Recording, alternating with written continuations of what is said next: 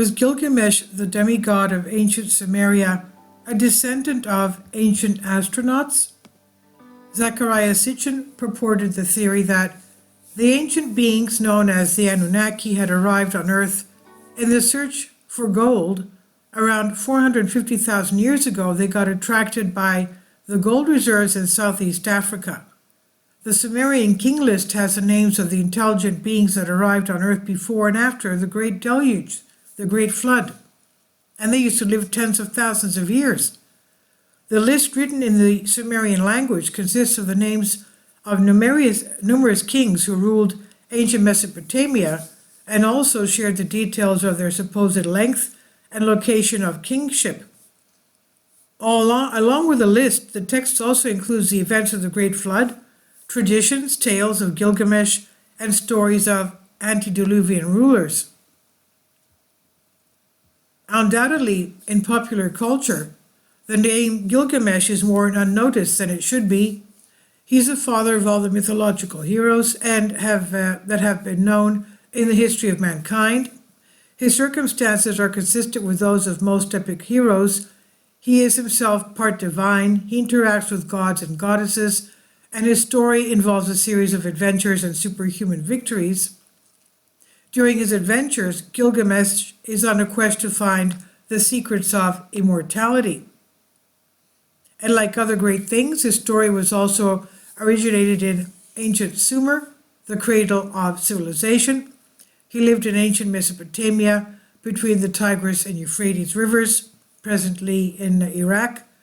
He is probably the first superhero in history, and Gilgamesh achieved fame above all as the protagonist of the great Sumerian literature known as the Epic of Gilgamesh. Historical evidence suggests that Gilgamesh built the great city of Uruk to defend his people and surround it with magnificent, intricately constructed outer and inner walls. Lines 11 through 15 in the scriptures read, "For a second time the Tamal fell into ruin. Gilgamesh built the Numunbura of the house of Enlil.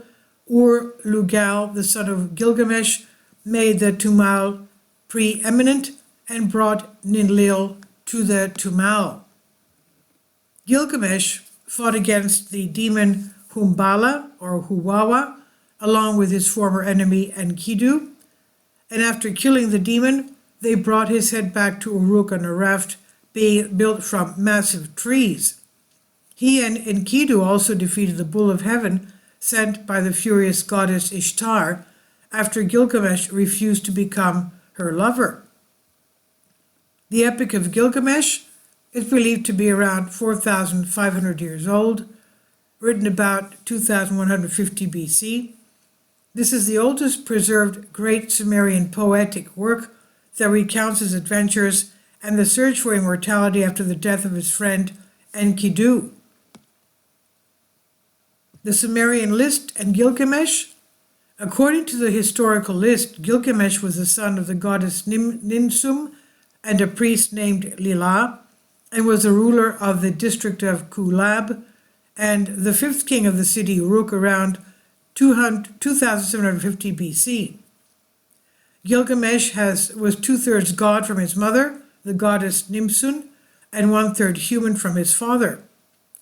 In Sumerian mythology, Nimsun is the daughter of the deities Anu and Uras. Nimsu has also been linked to older deities as she is believed to be their reincarnation.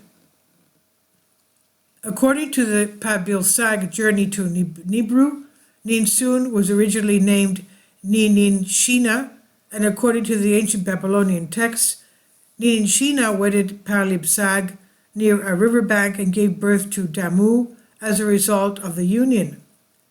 He succeeded King Lulal Banda and reigned for 126 years, and then left the throne to his son Ur-Nungal, who ruled for 30 years. Ancient Origins wrote, "She, that is Nimsun, came from a planet in outer space and had arrived by space travel as part of the group who came to Earth to mine for certain minerals needed for their own planet's survival. As a child at his mother's knee, Gilgamesh would have heard all the stories of where his mother came from and all the godly benefits he would receive when he became king, as was his birthright. In an effort to control her son's tyrannical behavior, Gilgamesh's mother wanted him to be able to visit her home planet as she had promised him as his right of kingship. But after realizing that all her pleadings to enlil for Gilgamesh to be allowed to visit their home planet had failed, as by his decree no humans were allowed to leave the earth, Gilgamesh's mother decided that he needed a companion to be equal and be able to compete on equal terms. The Sumerian list mystery still baffles historians as it shares some perplexing facts that relate to the actual events. What if the list tells us the correct information and the heavenly gods really lived and ruled for such a long period of time?